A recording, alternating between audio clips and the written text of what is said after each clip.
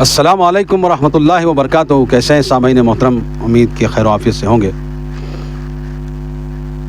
الحمدللہ ہمارا درس تفسیر قرآن مختصر تشریح اردو ہندی بول چال کے اندر جو روزمرہ کی جو ہمارا لب و لہجہ ہے، آسان ذریعے سے سمجھنے کے لیے ہم یہ درس دنیا کے ساری انسانیت کو پہنچانے کے لیے قرآن مجید کی دعوت کو آسان انداز میں سمجھنے اور سمجھانے کے لیے ہم نے یہ ہمارا جو ہے درس کا پروگرام شروع کیا تھا۔ الحمدللہ کئی مہینے ہو گئے ہمارا مسلسل یہ درس جاری ہے۔ اللہ کے فضل و کرم سے 7 پارے مکمل ہو گئے، 8ویں پارے میں ہم چل رہے ہیں۔ ہم یہی گزارش کرتے ہیں آپ سے کہ ہمارے اس یوٹیوب چینل یوسف طاہر آفیشیل کو سبسکرائب کریں اور زیادہ سے زیادہ لوگوں تک ہماری اس ویڈیوز کو پہنچائیں، تاکہ دنیا میں قرآن و سنت کو عام کرنے کی مہم میں ہم کامیاب ہو سکیں، ہمارا تعاون کریں اور آپ بھی یہ کام کریں، ہم یہی دعوت دیتے ہیں۔ تو آئیے شروع کرتے ہیں آج کا درس۔ ہم نے سابق میں میں نے ایک بات کہی تھی کہ ہمارا 8واں پارہ چل رہا ہے، ہمارا جو ہے 7واں پارہ رننگ ہے، 6 پارے ہم نے مکمل کر لیے ہیں۔ تو ہم کہاں تھے؟ ہم سورۃ الانعام کی آیت نمبر 110 کے پاس اپنا درس مکمل کر دیے تھے۔ آج ہم آیت نمبر 111 سے ہمارے درس کا آغاز کریں گے، جہاں تک اللہ تبارک و تعالیٰ چاہے، اللہ تبارک و تعالیٰ جو ہے چاہے گا۔ الحمدللہ یہ 110 آیت پر ہمارا جو ہے 7واں پارہ بھی مکمل ہو گیا ہے، 8ویں پارے میں ہم داخل ہوتے ہیں۔ تو آئیے شروع کرتے ہیں۔ اعوذ باللہ من الشیطان الرجیم، بسم اللہ الرحمن الرحیم۔ الصلاۃ والسلام علی سید الانبیاء والمرسلین وعلی آلہ واصحابہ وازواجہ وذریاتہ اجمعین۔ اعوذ باللہ من الشیطان الرجیم، بسم اللہ الرحمن الرحیم۔ ولو اننا نزلنا الیہم الملائکۃ وکلمہم الموتی وحشرنا علیہم کل شیء قبلا ما كانوا لیؤمنوا الا ان یشاء اللہ ولکن اکثرہم یجہلون۔ اللہ کے نام سے جو بڑا مہربان نہایت رحم والا ہے۔ اور اگر ہم ان کی طرف فرشتے بھی نازل کر دیتے اور ان سے مردے کلام بھی کرتے اور دنیا بھر کی چیزیں ان کے سامنے لا جمع کرتے، تو بھی یہ ایمان لانے والے نہ تھے، مگر جس کے متعلق اللہ چاہتا، لیکن ان میں سے اکثر جہالت کی باتیں کرتے ہیں۔ دیکھیے اللہ تبارک و تعالیٰ ان مشرکین کے متعلق جو ہے یہ بیان کر رہا ہے کہ اگر اللہ تعالیٰ فرشتے کو نازل کرتا، یعنی کہ ڈائریکٹ فرشتے کو فرشتے کی حالت میں نازل کرتا، تو وہ انسانی شکل میں ہی آتا نا، فرشتہ بھی انسانی شکل میں ہی آتا ہے، کیونکہ فرشتے کی حیت اتنی بڑی ہوتی ہے۔ حضرت جبرائیل علیہ السلام کی جو اوریجنل حیت ہے وہ بہت بڑی ہستی ہے، وہ تو ان کی اوریجنل جو ہے حیت میں تو نہیں بھیجتا، تو ان کو اللہ تبارک و تعالیٰ جو ہے انسان کی شکل میں ہی بھیجتا۔ اگرچہ فرشتے بھی نازل کر دیتے اور یہ جو قبر میں بیٹھے ہوئے مردے جو ہیں قبر میں، اگرچہ ان کو وہ کلام بھی کرتے اور ان سے مردے کلام بھی کرتے، یعنی کہ اور ان سے مردے کلام بھی کرتے اور دنیا بھر کی چیزیں ان کے سامنے لا جمع کرتے، تو بھی یہ ایمان لانے والے نہ تھے۔ تو یہ جو ہے ہم رسول صلی اللہ علیہ وسلم کے علاوہ اگرچہ فرشتے بھی بھیجتے یا مردے ان سے کلام بھی کر لیتے کہ ہم جو ہے اپنے آبا و اجداد کی جو پیروی کر کے گمراہ ہو گئے اور ہم جو ہے جہنم کے عذاب میں مبتلا ہیں، اگرچہ وہ بھی یہ بھی کہتے جو ہے، تب بھی یہ لوگ جو ہے نا ایمان لانے والے نہیں تھے۔ مگر اس طرح کا جبری ایمان نہ اللہ کی مشیت ہے اور نہ ہی انہیں اس کا کچھ فائدہ ہو سکتا ہے۔ یعنی کہ جو جبری ایمان ہے، یعنی کہ فرشتوں کو بھیج کر کے اب اس کے ذریعے سے مردے سے کلام کروا کے اگرچہ ایمان لانا، تو یہ ایمان جو ہے ظاہر پہ ہوگا نا، ایمان اللہ کی ذات غیب پہ تو ایمان نہ ہوگا، اور اس کی جو ہے غیب کی بات قیامت پہ، تو یہ اللہ تبارک و تعالیٰ کہتا ہے کہ ان کا ایمان لانا ان کے کوئی فائدے نہیں تھا۔ اور یہ جو مشرکین مکہ ہیں اور یہ جو بھی اللہ کے علاوہ جن کی جو عبادت کرتے ہیں، وہ لوگ جہالت کی باتوں کے علاوہ کچھ بات ہی نہیں کرتے، اور جو بھی کرتے ہیں جہالت کی باتیں کرتے ہیں۔ آگے اللہ فرماتا ہے وَكَذَلِكَ جَعَلْنَا لِكُلِّ نَبِيٍّ عَدُوًّا شَيَاطِينَ الْإِنسِ وَالْجِنِّ يُوحِي بَعْضُهُمْ إِلَى بَعْضٍ زُخْرُفَ الْقَوْلِ غُرُورًا وَلَوْ شَاءَ رَبُّكَ مَا فَعَلُوهُ فَذَرْهُمْ وَمَا يَفْتَرُونَ۔ اسی طرح ہم نے شیطان سیرت انسانوں اور جنوں کو ہر نبی کا دشمن بنایا، جو دھوکے دینے کی غرض سے کچھ خوش آئند باتیں ایک دوسرے کو سجھاتے رہتے ہیں، اور اگر تمہارا رب چاہتا تو وہ ایسا کر سکتے، سوا نہیں سو انہیں اور ان کی افتراء پردازیوں کو چھوڑ دیجئے. یعنی اللہ تبارک و تعالیٰ جو ہے رسول اللہ صلی اللہ علیہ وسلم کو یہ تنبیہ کرا رہا ہے کہ شیطان سیرت انسانوں اور جن کو ہر نبی کا دشمن بنا ہے. یعنی کہ ہر دور میں اللہ تبارک و تعالیٰ نے جتنے نبیوں کو بھیجا ہے سابق میں آپ سے پہلے اے محمد صلی اللہ علیہ وسلم، ان کے ساتھ یہ شیطان صفت انسان اور جن یہ جو ہے ایسی ہی باتیں کرتے ہیں جو یہ اس طرح کی باتیں دشمنی جو ہے کر رہے ہیں، اور دھوکہ دینے کی غرض سے کچھ اچھی بھی باتیں لوگوں کے سامنے بیان کرتے ہیں. ٹھیک ہے، تو یہ جو ہے یہ کوئی نیا معاملہ نہیں ہے. آپ جو ہے سابق میں دیکھیں گے تو یہ اسی طرح کرتے ہیں یہ شیطان صفت. اور اگر تمہارا رب چاہتا تو ایسا نہ کر سکتے، سو انہیں اور ان کی افتراء پردازیوں کو چھوڑ دیجیے. یعنی کہ اگرچہ یہ افتراء اور آپ کے اوپر جھوٹ اور یہ سارے الزامات اگرچہ لگا رہے ہیں تو ان کو چھوڑ دیجیے، اگنور کیجیے، لائٹ لے لیجیے. اللہ تبارک و تعالیٰ یہی کہہ رہا ہے.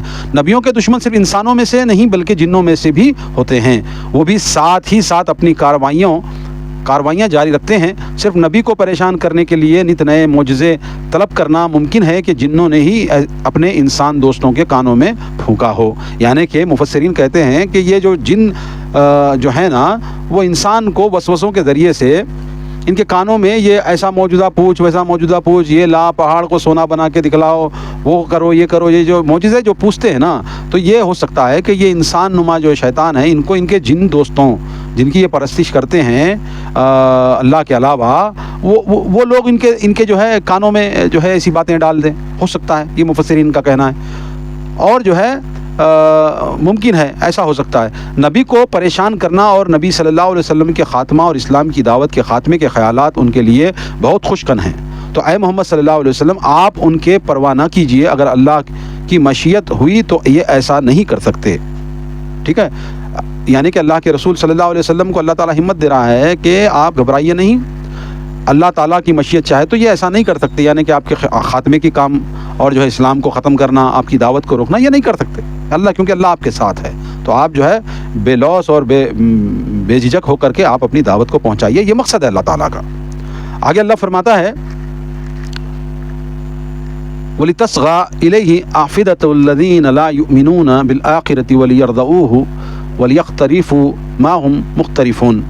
اور وہ ایسا اس لیے بھی کرتے ہیں کہ جو لوگ آخرت پر ایمان نہیں لاتے ان کے دل ادھر مائل ہو جائیں، ہاں ادھر مائل ہو، نیز وہ اسے پسند کر لیں اور برائیاں کرتے چلے جائیں، برائیاں کرتے چلیں جو اب کر رہے ہیں. یعنی کہ یہ جو حرکات کرتے ہیں نا یہ انسان نما اور یہ جنی نما جو لوگ ہیں، یہ لوگ جو آپ کے خاتمے کی اسلام کی دعوت کے خلاف اور یہ جتنی بھی موجودہ بیجا موجودہ طلب کرنا اور آپ کے خلاف بھڑکانا، یہ جو ہے یہ اس لیے کرتے ہیں جو لوگ آخرت پر ایمان نہیں لاتے. جو لوگ آخرت پر ایمان نہیں لاتے ان کے جو ہے دل ادھر طرف مائل کر دیں، یعنی اپنی طرف پھیر لیں. یہ ان کا مقصد ہوتا ہے. اور وہ برائیوں کو پسند کرتے چلے جائیں جو اب یہ کر رہے ہیں. یعنی کہ بھئی وہ کنٹینیو سب مل کر کے برائیاں کرتے چلے جائیں، شرک اور بدعت مطلب خرافات اور یہ غلط رسم و رواج، یہ اس کو اپناتے ہوئے یہ چلتے چلے جائیں. تو یعنی کہ ہماری میجورٹی بنی رہے. آج بھی جو ہے کچھ جماعتیں کچھ فرقے ایسے بھی وجود میں آئیں کہ ان کا مقصد صرف یہ نہیں ہوتا کہ کسی کو صحیح دین کی دعوت، بس یہ اپنی میجورٹی کس طرح بڑھے، اپنے ماننے والے کس طرح زیادہ ہوں تاکہ ہماری بات کو حق سمجھا جائے. تو یہ اب کا کوئی نیا معاملہ نہیں ہے اہل حق کے خلاف. آج بھی اہل حق جماعت اگرچہ صحیح دین کی دعوت شرک و بدعت سے روکتی ہے، خرافات سے روکتی ہے، تو یہ لوگ اپنی جو ہے سواد اعظم کا اپنی اکثریت کا یہ ڈھونس جماتے ہیں اور ایسے کام کرتے ہیں کہ بھئی یہ ان کے پروگرام نہ ہونے دو، ان کے جو دعوت نہ پہنچنے دو، لوگوں تک قرآن و سنت کی دعوت نہ پہنچنے دو، شرک سے روکنے والا عمل جو ہے ان کا جو ہے جاری نہ رہے، ان کی جو ہے دعوت. کیونکہ یہاں پر جو بھی حکومتیں ہیں ان کے ساتھ جو ہے اکثریت کا ہے. اب اگرچہ کوئی ممبرس ہیں، کوئی جو ہے سرکاری لوگ ہیں، وہ لوگ کیا کرتے ہیں اکثریت کو دیکھتے ہیں کہ کیونکہ اکثریت ہی جو ہے حکومت کرتی ہے.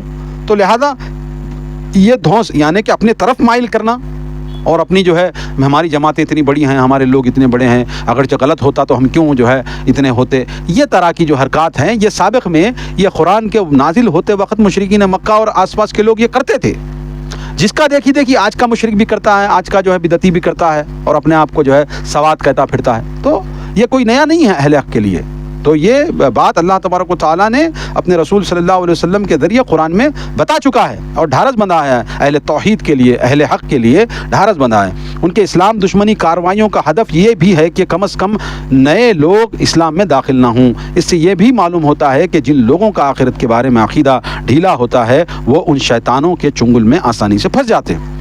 اب یہاں پر یہ بات وضاحت کے ساتھ مفسر نے بیان کی ہے کہ نئے لوگ جو نئے ابھرتے ہوئے نئے بچے ہیں، ہاں، ان کو اپنی طرف مائل کر کے کہ بھئی یہ دیکھو یہ تمہارے باپ دادا پردادا اسی طرح کرتے آئے۔ اب یہ جو دعوت ہے توحید کی دعوت ہے اور شرک سے بیزاری کا اعلان ہے، یہ غلط ہے، یہ تمہارے ابا ایسا کرتے تھے نہیں، تاکہ ہماری جماعت میں یہ نوجوان لوگ اگرچہ داخل ہو جائیں تو اور زیادہ وسیع طور پہ اپنی میجورٹی ہو جائے اور ان کی دعوت کمزور ہو جائے۔ مگر اللہ تبارک و تعالیٰ نے ہر دور میں خلیل ہی صحیح مگر خلیل جماعت کو اللہ تبارک و تعالیٰ نے کثرت پہ غالب کیا ہے۔ کیوں؟ خلیل جماعت ہونے کے باوجود اللہ تبارک و تعالیٰ نے محمد صلی اللہ علیہ وسلم اور ان کے اصحاب کو بدر حنین کا غازی بنایا ہے، سمجھے؟ تو اللہ تبارک و تعالیٰ کا یہ ہمیشہ سے منشا رہا ہے کہ اکثریت اور اقلیت اللہ کے نزدیک کوئی معنی نہیں رکھتی، حق کی بات معنی رکھتی ہے۔ اس لیے اہل توحید کی دعوت روز بروز سوشل میڈیا کے ذریعے اور جو ہے یہ تمام جو سسٹمز ہیں، ہاں، آج ہم دیکھتے ہیں کہ قرآن مجید ہمارے موبائل فونوں کے اندر ہے، حدیث کا جو ذخیرہ ہمارے فونوں کے اندر ہے، آج کچھ بھی کریں آج ہمارے پاس ہر چیز کی جو ہے نالج موجود ہے، اور نوجوان نسل اہل توحید کی طرف زیادہ راغب ہوتی ہے اور توحید اور سنت کو لازم پکڑتی ہے۔ پہلے کیا ہوتا تھا کہ بھئی وہ غلافوں میں کتابیں لپٹ کر رکھ کر اور اوپر چھتوں کے انٹالوں کے اوپر رکھ کر کے اس کو دھول جم جاتی تھی، مگر کبھی کھول کر دیکھ نہیں سکتے تھے قرآن مجید، اور اب اس میں یہ بھی پابندی تھی کہ بھئی بغیر وضو کے قرآن مجید چھینا ہی نہیں۔ اب یہ بندہ جو پڑھنے کا اب کہاں وضو کر لیتے بیٹھو رے بھئی، کہاں سینہ چڑھاؤں، کہاں وضو کر لوں، اور کہاں جو ہے میں یہ قرآن کو پکڑ کر کے اب یہ پکڑ لیتے بیٹھو۔ اگنور اٹ، یہ ذہن بنانے کے لیے نوجوانوں کو اس چیز سے غلاف میں لپٹ کے رکھ دیا، مگر آج ان کے ہاتھ سے یہ چیزیں نکل چکی ہیں۔ آج موبائل فونوں کے اندر مکمل قرآن ہیں، مکمل احادیث ہیں، مکمل تراجم کے ساتھ ہر نوجوان جو پڑھا لکھا نوجوان ہے اس کے لیے آج اللہ تبارک و تعالیٰ نے ایسے ڈیجیٹل زمانے میں اللہ تعالیٰ نے ان کو سہولت دی ہے، تو آج یہ بہکا نہیں سکتے۔ اگرچہ ہم کسی آیت کا ریفرنس اگرچہ دے کر کے بات کریں تو فوری سامنے والا اس کو آیات کا ریفرنس کوٹ کر کے یہاں پر سرچ کر دیتا ہے، اپنے قرآن جو اس کے اندر اپلوڈ ہوتی ہے اس قرآن کے اندر سرچ کر کے اپنی بات کو دیکھ لیتا ہے کہ کون صحیح بول رہا ہے کون غلط بول رہا ہے۔ اس لیے آج نوجوان قرآن و سنت کی طرف زیادہ متوجہ ہو رہے ہیں اور بدعت شرک کفر کی جو حرکات ہیں اس سے بیزاری کا اپنے آپ کو اعلان کر رہے ہیں۔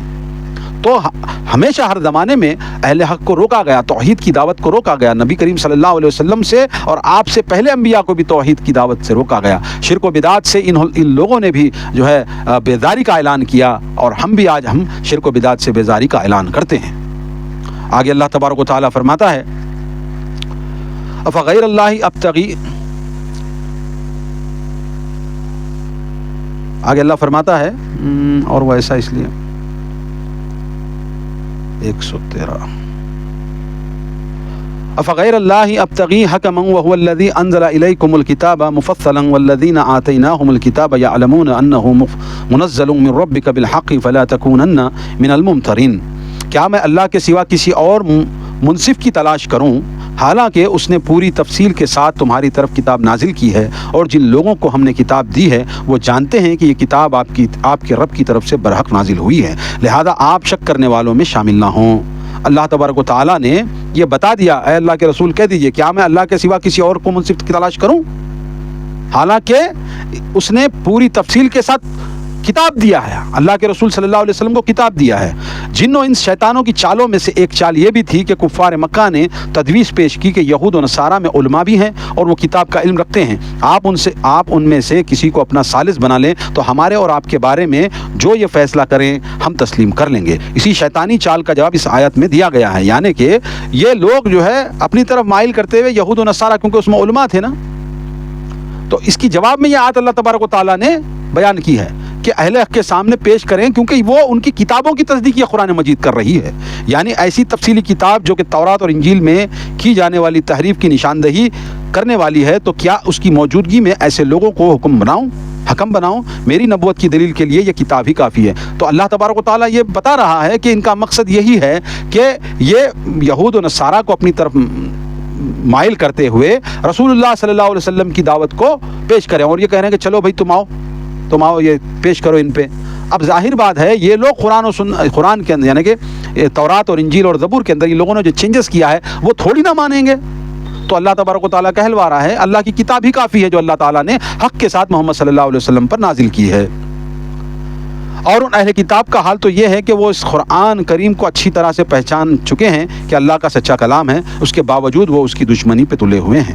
اور اللہ تبارک و تعالیٰ جو ہے یہ بتا رہا ہے کہ یہ جو یہود و نصارہ ہے جن کو کتاب دی گئی، تورات اور انجیل دی گئی نا، ان کو یہ یہود کو تورات دی گئی اور نصارہ کو انجیل دی گئی، تو یہ لوگ جانتے ہیں کہ قرآن مجید جو ہے وہ حق کے ساتھ نازل کی ہوئی کتاب ہے، جانتے ہیں، مگر پھر بھی اپنا گھوڑک دھندا بند کروانے کے لیے تھوڑی نہ اس کو مانیں گے۔ اور وہ اللہ کی جو قرآن مجید ہے وہ تصدیق کرتی ہے ان باتوں کی جو موسیٰ کے اوپر اور عیسیٰ کے اوپر نازل ہوئی، باقی یہ لوگ جو اس میں خلط اور ملط کریں وہ اس کی تصدیق کیوں کرے گی؟ ہم نے سابق میں بیان کیا نا کہ یہ لوگ آیت چھپاتے ہیں اور منچاہیے آیت کو لے لیتے ہیں اور آگے اور پیچھے سے کلام کو گول کر دیتے ہیں اور اپنی بات اس میں ڈال دیتے ہیں، تو یہ ان کی عادت تھی، اور مشرکین مکہ یہ چاہتے تھے کہ یہ جو ہے یہود و نصارہ کو اپنی طرف مائل کریں۔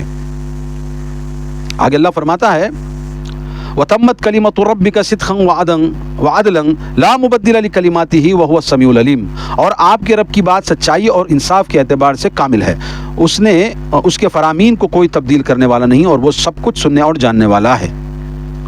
کلمات یعنی قرآن کریم میں یا تو احکام ہیں یا اخبار ہیں، تمام اخبار سچی ہیں اور تمام احکام مبنی بر عدل وغیرہ ہیں، عدل و غیر مبدل ہیں، یعنی کہ اللہ تبارک و تعالیٰ کہہ رہا ہے کہ آپ کے رب کی بات سچائی اور انصاف کے اعتبار سے بہترین ہے، اور نہ فرامین اللہ کے فرمان یعنی قرآن مجید میں کوئی تبدیل بھی نہیں ہے اور انصاف بھی ہے، تو لہذا اس کے اوپر ایمان لانا چاہیے، یہی اللہ تبارک و تعالیٰ کی دعوت ہے۔ وَإِن تُطِيعْ أَكْثَرَ مَن فِي الْأَرْضِ يُضِلُّوكَ عَن سَبِيلِ اللَّهِ إِن يَتَّبِعُونَ إِلَّا الظَّنَّ وَإِنْ هُمْ إِلَّا يَخْرُصُونَ، اے محمد صلی اللہ علیہ وسلم اگر آپ اہل زمین کی اکثریت کے پیچھے لگے ہوئے ہیں اور صرف خیاس آرائیاں کرتے ہیں، اور اے محمد اگر آپ اہل زمین کی اکثریت کی اتباع کریں گے تو وہ آپ کو اللہ کی راہ میں بہکا دیں گے، وہ تو محض زن کے پیچھے لگے ہوئے ہیں اور صرف خیاس آرائیاں کرتے ہیں۔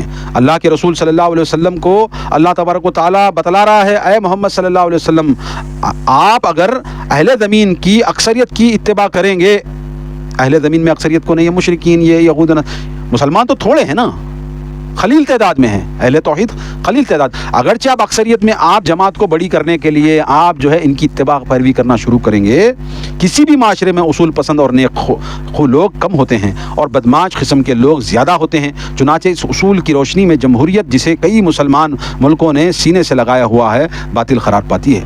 یعنی کہ اللہ تبارک و تعالیٰ جو ہے یہ کہتا ہے کہ ہر معاشرے کے اندر اکثریت جو ہوتی ہے وہ گمراہی ہوتی ہے نا، اکثریت اچھی نہیں ہوتی، تقریباً معاشرہ 99% معاشرے کے اندر غالب جو ہوتا ہے وہ جو ہے گمراہ لوگ غالب ہوتے ہیں، تو آپ اکثریت کے پیچھے مت بھاگیں، یعنی کہ آپ کی تائید کرنے والے یہ مشرک بن جائیں، ایسا مت سوچئے، آپ کی طرف اللہ تعالیٰ نے جو نازل کیا ہے وہی حق ہے، اسی کو پڑھیں، اسی کو پکڑ لیں، ورنہ آپ کو یہ لوگ بہکا دیں گے، آپ صرف قرآن کی اتباع اور پیروی کیجیے۔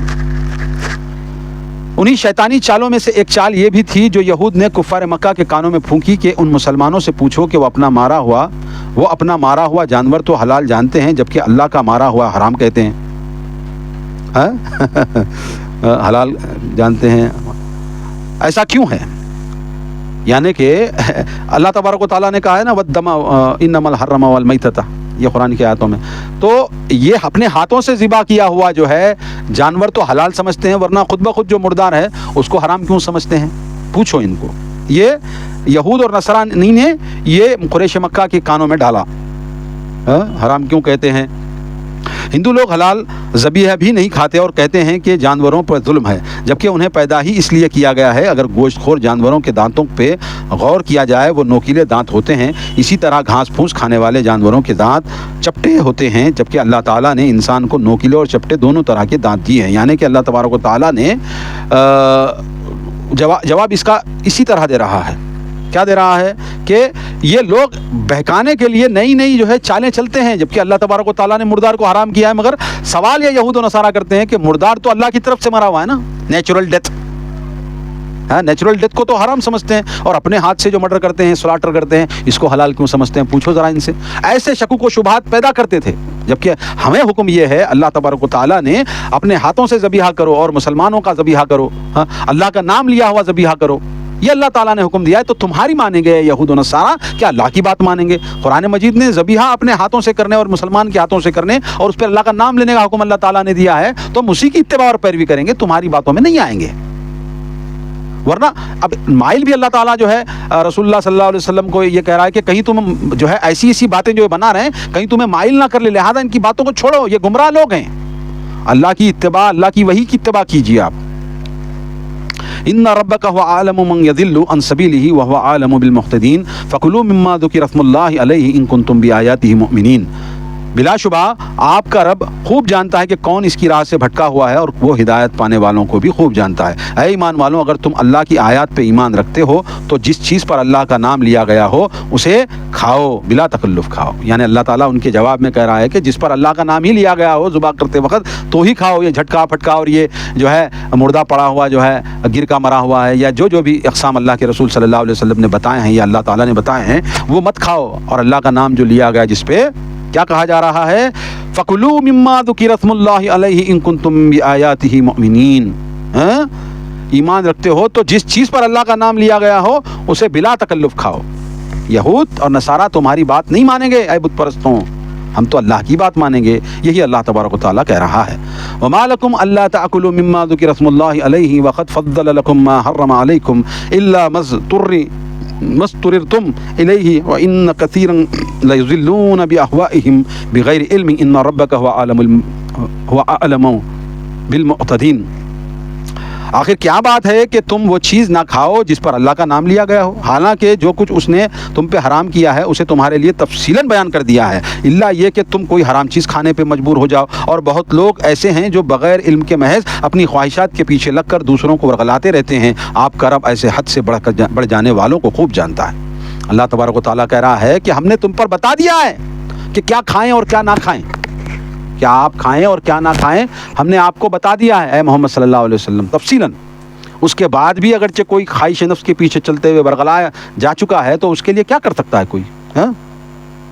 ہاں تم مجبور ہو جاؤ، تمہیں کھانے کے لیے کوئی چیز نہیں ہے تو یہ تو تفصیلاً جو ہے وہاں پر اللہ تعالیٰ بتایا، اگرچہ موت کا خدشہ ہے تو حرام بھی کھا سکتے ہیں اپنی جان بچانے کی جتنا ہی، یہ تو وضاحت کے ساتھ اللہ تبارک و تعالیٰ بتا چکا ہے۔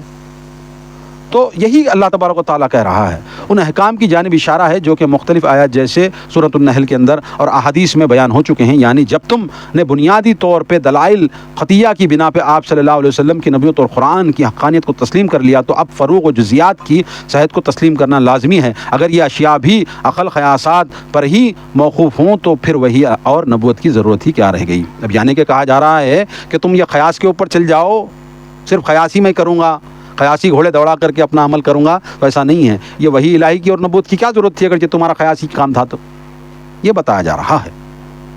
تو اللہ تبارک و تعالیٰ نے واضح طور پر ہمیں اس بات کی دلیل بتا دی ہے کہ کیا کھائیں اور کیا نہ کھائیں۔ اب تم جو ہے یہ تم اس میں جو ہے کھینا نکال کے اس میں جو ہے شوشہ چھوڑ کر کے گمراہ کرنا چاہو تو ہم گمراہ ہونے والے نہیں ہیں، ٹھیک ہے۔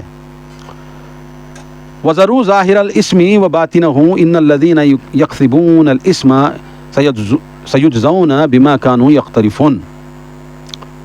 تم ظاہر گناہوں کو بھی چھوڑو اور چھپے گناہوں کو بھی، بلا شبہ جو لوگ گناہ کے کام کرتے ہیں انہیں جلد ہی اپنے کیے کی سزا مل کے رہے گی۔ یعنی کہ اللہ تبارک و تعالیٰ کہتا ہے کہ ظاہری طور پہ بھی کوئی گناہ مت کرو اور چھپا کر بھی کوئی گناہ مت کرو، اللہ تعالیٰ خوب جانتا ہے اور جلد سے جلد وہ اس کا سزا بھگتے گا۔ وَلَا تَأْكُلُوا مِمَّا لَمْ يُذَكِّرْ اسْمُ اللَّهِ عَلَيْهِ وَإِنَّهُ لَفِسْقٌ وَإِنَّ الشَّيَاطِينَ لَيُوحُونَ إِلَىٰ أَوْلِيَائِهِمْ لِيُجَادِلُوكُمْ وَإِنْ أَطَعْتُمُوهُمْ إِنَّكُمْ لَمُشْرِكُونَ۔ اور جس چیز پر اللہ کا نام نہ لیا گیا ہو اسے مت کھاؤ کیونکہ یہ گناہ کی بات ہے۔ بلا شبہ شیطان تو اپنے دوستوں کے دلوں میں شکوک و اعتراضات القاء کرتے رہتے ہیں کہ وہ تم سے جھگڑتے رہیں، اور اگر تم نے ان کی بات مان لی تو تم بھی مشرک ہی ہوئے۔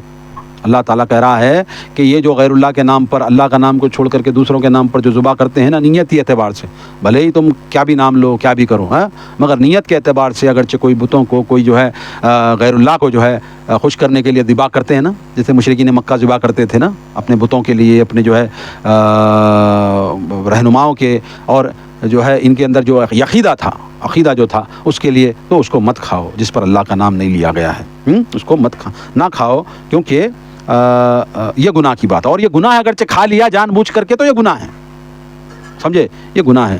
جس جانور وغیرہ پہ ذبح کرتے ہوئے اللہ کے سوا کسی اور کا نام لیا جائے وہ قرآن کریم کی متعدد آیتوں کی روح سے حرام ہے۔ جس پہ آمدن اللہ کا نام نہ لیا جائے وہ اس آیت کی روح سے حرام ہے، اور اگر ذبح کرتے وقت اللہ کا نام لینا بھول گیا تو اس کے کھانے میں کوئی حرج نہیں۔ اور اس کی دلیل درج ذیل حدیث ہے۔ سیدہ عائشہ رضی اللہ تعالیٰ عنہ فرماتی ہیں میں نے رسول اللہ صلی اللہ علیہ وسلم سے پوچھا کہ ہمارے پاس لوگ گوشت بیچنے آتے ہیں اور وہ نیا اسلام لائے ہیں، معلوم نہیں انہوں نے ذبح کرتے وقت اللہ کا نام لیا ہوتا ہے یا نہیں۔ آپ صلی اللہ علیہ وسلم نے فرمایا کہ تم خود بھی بسم اللہ پڑھ لیا کرو اور کھا لیا کرو۔ صحیح بخاری کے اندر یہ آیت ہے۔ اما عائشہ رضی اللہ تعالیٰ عنہ فرماتی ہیں کہ ہمارے پاس گوشت کے جو بیاپاری ہیں وہ گوشت لے کر بیچنے آتے ہیں تو ہم ان سے خریدتے ہیں، وہ نئے جو ہے اسلام قبول کیے ہیں، تو کیا ہم ایسے مسلمانوں کے پاس گوشت لے لیں اگرچہ وہ اللہ کا نام نہیں لیا؟ تو اللہ کے رسول صلی اللہ علیہ وسلم نے کہا کہ تم بسم اللہ پڑھ لیا کرو، اللہ کا نام تم لے لیا کرو اس پر۔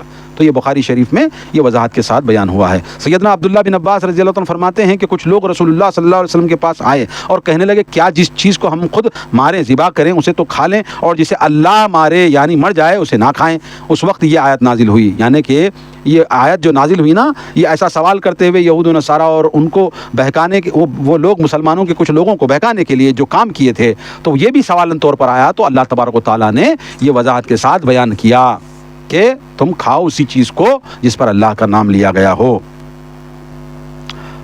شرک یہی نہیں ہے کہ غیر اللہ کی عبادت نہ کی جائے، بلکہ اللہ کے سوا کسی اور کے حلال و حرام کو حلال و حرام ٹھہرانا بھی شرک ہے۔ جب یہ آیت انہوں نے یعنی یہود و نصارہ نے اپنی مذہبی پیشواؤں کو اللہ کے علاوہ اپنا رب بنا کر رکھا ہے نازل ہوئی، تو عدی بن حاتم جو کہ قبل اسلام سے قبل عیسائی تھے کہنے لگے یا رسول اللہ صلی اللہ علیہ وسلم ہم لوگ اپنے علماء و مشائخ کو رب نہیں سمجھتے تھے۔ آپ صلی اللہ علیہ وسلم نے عدی سے پوچھا کیا جس چیز کو وہ حلال کہتے ہیں تو تم ان کی بات مان لیتے تھے؟ عدی کہنے لگے ہاں یہ تو تھا۔ آپ صلی اللہ علیہ وسلم نے فرمایا بس یہی رب بنانا ہے۔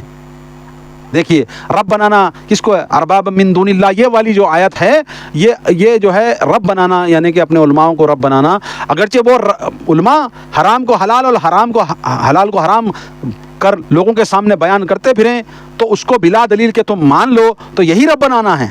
آج بھی علماء جو ہے فقہ کے نام پر جو اللہ تبارک و تعالیٰ نے حرام کیا ہے یا مکروہ کیا جو حرام کیا ہے ایسی چیزوں کو کچھ ڈال کر کے بھائی ایسا کرو، یہ کرو، ایسا کرو، ہاں یہ کھاؤ یہ مت کھاؤ، ہاں تو بلا دلیل کے قرآن و سنت سے مزین جو بات نہیں ہے، چاہے وہ کتنے بڑے فقیہ کی بات ہو، وہ بات ہم نہیں مانیں گے۔ ہاں اللہ کے رسول صلی اللہ علیہ وسلم کی لائی ہوئی شریعت کے مطابق اگرچہ وہ بات بتائیں تو ہم مانیں گے۔ بلا دلیل کے ماننا یہی تو تقلید ہے۔ تقلید ہے کیا؟ اور بلا دلیل کے ماننا یہی تقلید ہے۔ دلیل کے ساتھ بات کرنے والا وہ کوئی جو ہے بلا دلیل کے نہیں مانتا، اور ماننا بھی نہیں چاہیے۔ کسی نے کہا کہ بھائی ہمارے امام بہت بڑے امام ہیں، آج ہی ایک صاحب سے بات ہو رہی تھی، ہمارے امام بہت بڑے امام ہیں، انہوں نے ایسا کر دیا، انہوں نے ایسا کر دیا۔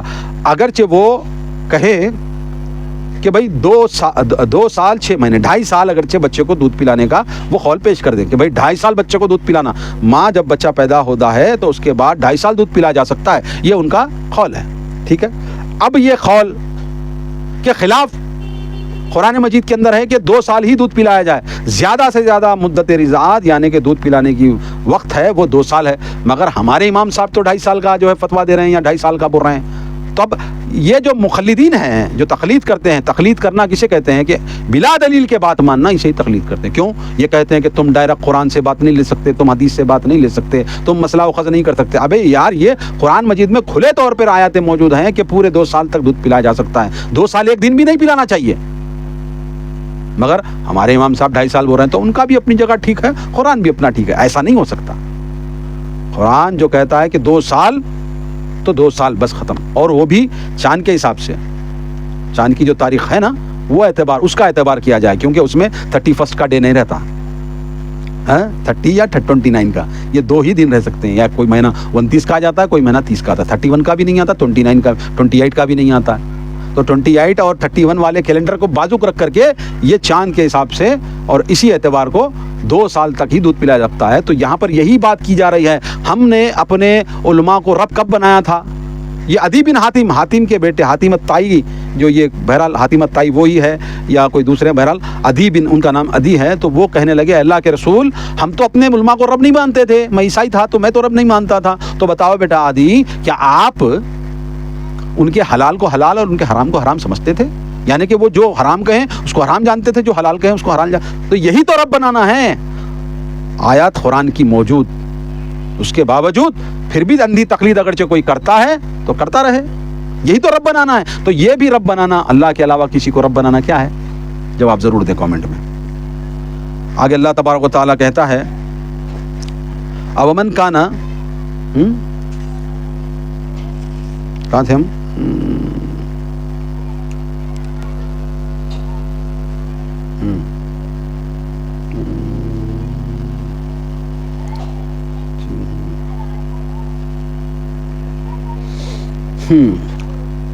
اللہ تبارک و تعالیٰ آگے فرماتا اومن کانا میتن فاحییناہ وجعلنا لہ نورا یمشی بہ فی الناس کمن مثلہ فی الظلمات لیس بخارج منہا کذالک زین للکافرین ما کانوا یعلمون۔ اللہ تبارک و تعالیٰ فرماتا ہے بھلا وہ شخص جو مردہ تھا پھر ہم نے اسے زندہ کیا اور اس کو روشنی عطا کی جس کی مدد سے وہ لوگوں میں زندگی بسر کر رہا ہے، اس شخص جیسا ہو سکتا ہے جو تاریکیوں میں پڑا ہو اور اس کی نکلنے کی کوئی صورت نہ ہو۔ کافروں کے لیے ان کے اعمال اسی طرح خوشنما بنا دیے گئے ہیں۔ اس آیات میں اللہ تعالیٰ نے کافر کو مردہ اور مومن کو زندہ کہا ہے۔ یہ دل کی زندگی اور موت ہے، یعنی کہ جو ایمان کے ساتھ ہے تو وہی زندہ ہے، ایمان کے ساتھ اگرچہ زندہ ہے تو وہی زندہ ہے، جو ایمان کے بغیر زندہ ہے تو وہ مردہ ہے، مردہ کی طرح۔ یعنی کہ اللہ تبارک و تعالیٰ مثال دے کر کے اندھیرے اور روشنی کی بات اللہ تبارک و تعالیٰ یہاں پر سمجھا رہا ہے، سمجھنے والوں کے لیے اس میں نصیحت ہے۔ وَكَذَلِكَ جَعَلْنَا فِي كُلِّ قَرْيَةٍ أَكَابِرَ مُجْرِمِيهَا لِيَمْكُرُوا فِيهَا وَمَا يَمْكُرُونَ إِلَّا بِأَنفُسِهِمْ وَمَا يَشْعُرُونَ۔ اور اسی طرح ہم نے ہر بستی میں اس کے بڑے بڑے مجرموں کو لگا دیا ہے کہ وہ اس بستی میں مکر و فریب کرتے ہیں، پھر وہ خود ہی اس مکر و فریب میں پھنس جاتے ہیں مگر سمجھتے نہیں۔ سرداران قریش کے علاوہ دوسری بستیوں میں بھی چودھری قسم کے لوگ مکر و فریب کرتے رہتے ہیں اور حق کی دعوت کے پھیلنے سے انہیں اپنی سرداریاں ختم ہوتی نظر آتی ہیں۔ اللہ تبارک و تعالیٰ کہتا ہے کہ قریش مکہ کے علاوہ بھی جیسے طائف ہے، وہ لوگ بھی جو ہے وہاں کے سردار بھی تو اللہ کے رسول صلی اللہ علیہ وسلم کی دعوت پر اپنے اوباش، اپنے لونڈے، اپنے بچوں کو پتھر دے کر کے رسول اللہ صلی اللہ علیہ وسلم پر سنگباری کروائی۔ اللہ کے رسول صلی اللہ علیہ وسلم قریش مکہ کی تکلیفوں کو سہتے سہتے تنگ آ گئے کہ کاش کہیں میں طائف جا کر کے میں وہاں پر لوگوں کو دعوت دوں۔ مکے سے کچھ دور طائف کا مقام تھا تو وہاں پر جاؤں، تو وہاں پر سرداروں کو جب دعوت پیش کی تو انہوں نے دعوت سے انکار کیا طائف والوں نے۔ تو اللہ کے رسول صلی اللہ علیہ وسلم کے پیچھے اپنے لونڈوں کو لگا دیا، اپنے اوباشوں کو لگا دیا، اپنے بچوں کو لگا دیا کہ بھئی یہ فلاں ہے، یہ جادوگر ہے، وہ سحرا فلاں جو بھی اس کو القاب دے کر کے رسول اللہ صلی اللہ علیہ وسلم پر سنگباری کروائی۔ رسول اللہ صلی اللہ علیہ وسلم اتنے زخمی ہوئے کہ آپ کے خون سے آپ کے جوتیوں میں آپ کے پیر جم گئے، اتنا خون رسول اللہ صلی اللہ علیہ وسلم کا بہایا گیا۔ یہی توحید کی دعوت پر، یہی رسالت کی دعوت پر، یہی توحید کی دعوت پر رسول اللہ صلی اللہ علیہ وسلم کا پاک خون، آپ صلی اللہ علیہ وسلم کی جو ہے قمیص خون آلود ہوئی، آپ صلی اللہ علیہ وسلم لہو لہان ہو گئے، اور آپ صلی اللہ علیہ وسلم نے ایک جو ہے باغ میں جا کر کے اپنے آپ کو بچایا۔ وہاں پر اللہ تبارک و تعالیٰ نے فرشتے کو نازل کیا اور کہا یا رسول اللہ صلی اللہ علیہ وسلم آپ اگرچہ چاہیں تو ہم یہ دو پہاڑیوں کو بیچ میں یہ طائف کی بستی کو ریزہ ریزہ کر دیں۔ تو اللہ کے رسول صلی اللہ علیہ وسلم نے جواب دیا مجھے یقین ہے کہ یہ لوگ مجھ پر ایمان نہیں لا رہے ہیں مگر ان کی آنے والی نسل اللہ نے چاہا تو ایمان سے لبریز ہوگی، یہ مجھ پر ایمان لائیں گے۔ تو یہ تقویٰ، یہ جو ہے تکلیفیں سہ کر جو ہے اللہ کے رسول صلی اللہ علیہ وسلم نے ہم تک دعوت پہنچائی، مگر آج ہم قدر نہیں کر رہے اس دعوت کی، ان کے سنتوں کو چھوڑ کر کے اپنی منمانی زندگی گزار رہے ہیں۔ توبہ کرنا چاہیے، اللہ تبارک و تعالیٰ سے ڈرنا چاہیے، کہیں اللہ تبارک و تعالیٰ ہمیں کسی عذاب میں نہ گھیر لے۔ آگے اللہ فرماتا ہے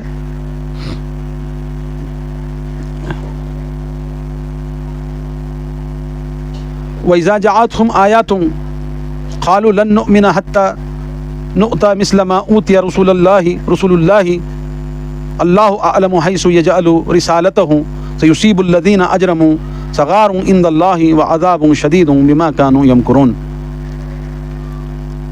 اور جب ان کے پاس کوئی نشانی آتی ہے تو کہتے ہیں ہم ہرگز نہ مانیں گے جب تک ہمیں بھی وحی نہ دیا جائے جو اللہ کے رسولوں کو دیا گیا ہے، اللہ ہی بہتر جانتا ہے کہ اپنی رسالت کا کام کس سے لے۔ جلد ہی ان مجرموں کو اپنی مکاریوں کی پاداش میں اللہ کے ہاں ذلت اور سخت عذاب سے دوچار ہونا پڑے گا۔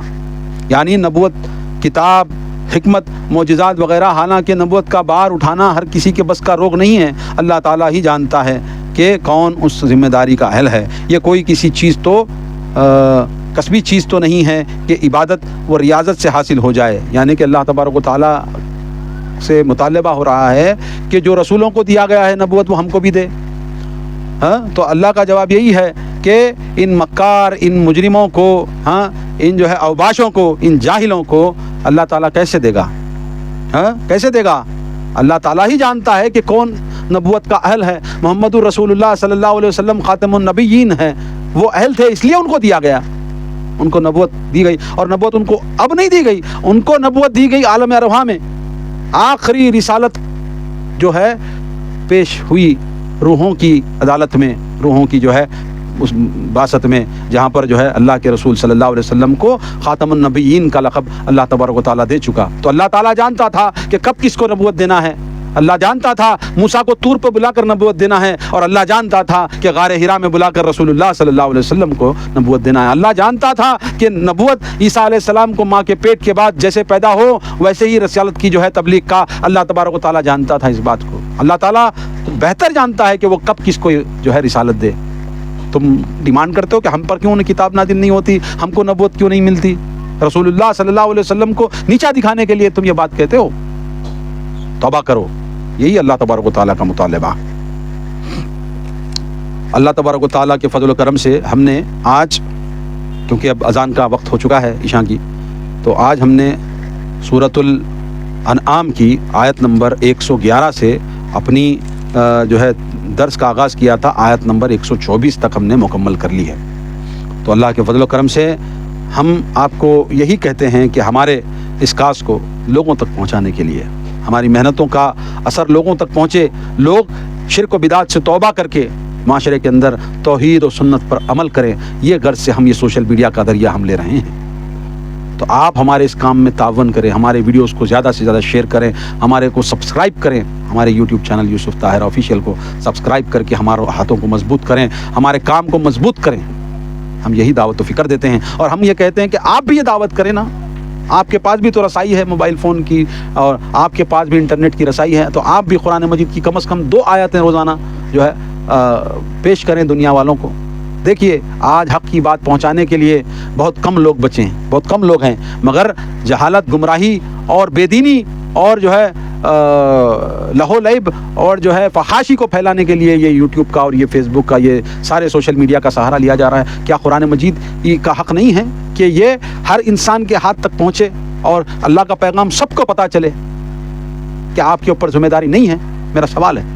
ضرور ذمہ داری ہے، تو آپ بھی یہ دعوت کا کام کریں میرے بھائی، اور ہمیں جو ہے زیادہ سے زیادہ جو ہے موو کریں، آگے بڑھائیں، تاکہ ہم اسی طرح قرآن مجید کی دعوت کو، احادیث رسول صلی اللہ علیہ وسلم کی دعوت کو دنیا تک پہنچا سکیں۔ آج کے لیے میں درس یہاں ہی ختم کرتا ہوں، اور اللہ سے دعا کرتا ہوں کہ اللہ تبارک و تعالی ہمارے اس تبلیغ کے، اس دین کے کام کو سارے عالم میں پہنچا دے۔ جہاں جہاں تک اردو ہندی بول چال کرنے والے لوگ موجود ہیں دنیا کے کونے کونے تک، اللہ تبارک و تعالی ہماری یہ زبان کی بات، ہماری یہ قرآن کی بات، ہمارا یہ درس پہنچا دے میرے مولا۔ ہم یہی تجھ سے دعا کرتے ہیں۔ ہم کمزور ہیں، ہمارے پاس جو ہے طاقت نہیں ہے، ہمارے پاس ملینز لوگوں کی رسائی نہیں ہے مولا، مگر ہم جہاں تک کوشش کر رہے ہیں یہ دعوت توحید کا کام، دعوت و سنت کا کام ہم دنیا تک پہنچانا چاہتے ہیں۔ ہمارے اس کام کو مولا تو ہی جو ہے قبول کر سکتا ہے، تو ہی پہنچا سکتا ہے، لوگوں کے دلوں کو تو ہی منور کر سکتا ہے میرے مولا۔ مجھے اجازت دیں اور دعا کریں، اللہ تعالی ہماری دعاؤں کو قبول کریں، آمین۔ پھر ملیں گے انشاءاللہ اگلے درس میں۔ السلام علیکم ورحمۃ اللہ وبرکاتہ۔